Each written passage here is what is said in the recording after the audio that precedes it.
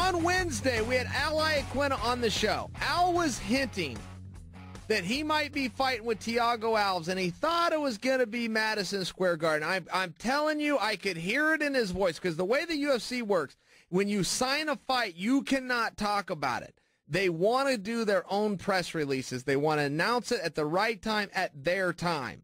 When the UFC books things, they book press conferences. Well, if fighters come out and they announce all of their own fights, then when you get around to the press conference that the UFC already has scheduled and they've already got paid for, they don't have anything to talk about. They have to have news. So you've got to play that close to the vest. So Al did that, but I could hear it in his voice. I knew the game too well. I was quite sure that he already had a contract to fight at MSG with Thiago, and I was right.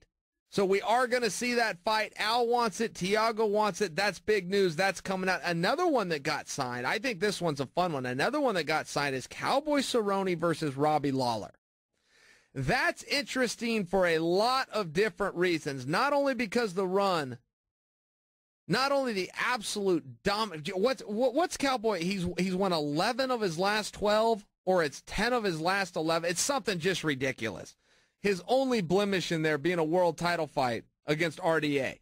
But now he's going to be taking on Lawler, and the stakes aren't quite as high. Lawler's not the champ anymore. He lost that belt. Bet your ass Lawler wants to get that one back.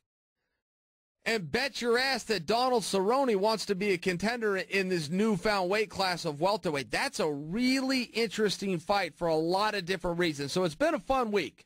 We've had a fun week. We've had all sorts of stuff coming out.